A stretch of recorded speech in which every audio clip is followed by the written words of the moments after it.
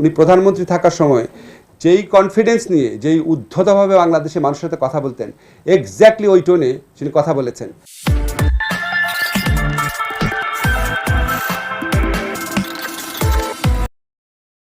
আওয়ামী লীগ আমলে কি বিএনপি গণহত্যা করেছিল?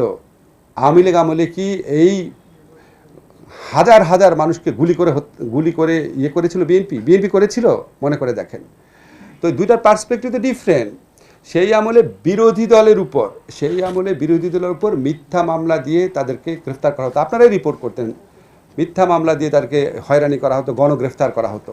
এখন এই আমলে যেই আপনারা অপারেশনটার কথা শুনছেন, এটা কিন্তু এই এত বড় মানবতা বিরোধী অপরাধ, এত বড় হত্যাকাণ্ড, এটার পরপরই শুরু করা হয় নাই। আপনারা খেয়াল করে দেখেন গত কিছুদিনের কার্যাবলী। শেখ হাসিনা লাস্ট সাংবাদিক সম্মেলনে এমনভাবে কথা বলেছেন, যখন উনি প্রধানমন্ত্রী থাকার সময় যেই কনফিডেন্স নিয়ে যেই উদ্ধতভাবে বাংলাদেশের মানুষের সাথে কথা বলতেন, এক্স্যাক্টলি ওই টোনে তিনি কথা বলেছেন। এবং কথা বলার সাথে সাথে পুরা এই গণ অভ্যুত্থান, আমাদের যে যন্ত্রণার স্মৃতি, সেটাকে নিয়ে পরিহাস করেছেন। উনি বলেছেন যে এরকম এআই দিয়ে বানানো হয়েছে আবু সাঈদের হত্যার দৃশ্য, বলেন এগুলো সহ্য করা যায়? তারপর মুগ্ধকে ছাত্ররাই গুলি করে মেরেছে, মানে মিথ্যাচার, এবং সবাইকে উস্কানি দিয়েছেন, কার বাড়িতে আগুন দিতে হবে, কাকে উনি ছাড়বেন না, ইত্যাদি করবেন না। আশ্চর্য লাগে, বিশ্বাস করেন, আমি অনেস্টলি আমার কাছে অবাক লেগেছে। আল্লাহকে এই মানুষটার মধ্যে মিনিমাম অপরাধবোধ দেয় নাই? যার মধ্যে মিনিমাম অপরাধবোধ থাকে না, উনি তো যে কোনো কিছু করতে পারেন। এবং উনার বাহিনীকে আমরা জানি না, উনার সমস্ত মিথ্যাচার, উনার সমস্ত খারাপ কাজে আওয়ামী লীগের নেতৃবৃন্দ এবং আওয়ামী লীগের কর্মীদের এক শ্রেণীর, তাদের যে অন্ধবিশ্বাস, তারা এক্স্যাক্টলি একই টোনে কথা বলে।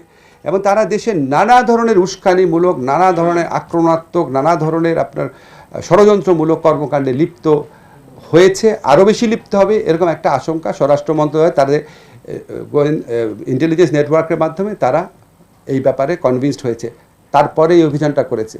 এমনকি 5ই অগাস্টের পরও কিন্তু করেন, এটা আপনারা লক্ষ্য করেন। এবং আমি যতদূর জানি, আমি জানি না ওনারা বলবেন, এটা ওনারা সর্বোচ্চ মাত্রায় সতর্ক থাকার চেষ্টা করবেন, যাতে এটা অ্যাবিউজ না হয়, যাতে এখানে আপনার কোনো ধরনের আগে আমার যেরকম হতো কোনো প্রাণহানির ঘটনা যেন না ঘটে, এইটুকু আমি জানি। চিন্তা করেন না এই সমস্ত কুৎসা। আমি সবসময় বলতাম, দেখেন আমি যখন এই সরকারে ছিলাম, আমি বলতাম আওয়ামী লীগের দুইটা অস্ত্র, একটা হচ্ছে মিথ্যাচার, একটা হচ্ছে নিপীড়ন। এখন নিপীড়ন করার ক্ষমতা একটু কমে গেছে, মিথ্যাচার তো 100% কনসেন্ট্রেশন করেছে, যা ইচ্ছা বলে যাচ্ছে। এগুলি আপনারা যথেষ্ট সচেতন আছে, দেশের মানুষ সচেতন আছে। মানে আওয়ামী লীগের জন্য দুর্ভাগ্যজনক ব্যাপার হচ্ছে তাদের মিথ্যাচার, যে 15 বছর যে মিথ্যাচার করলো স্বাধীনতার ইতিহাস নিয়ে, তা তো দেখতেই পাচ্ছে, এটা কেউ বিশ্বাস করে নাই, তারপরও সেই মিথ্যাচারের মধ্যে রয়েছে। এটাই দুর্ভাগ্যজনক ব্যাপার। সে মিথ্যাচারকে পাত্তা দিবেন না এবং এটাকে ফুলিয়ে ফাঁপিয়ে বলবেন না, এটা হচ্ছে অনুরোধ। ভালো থেকে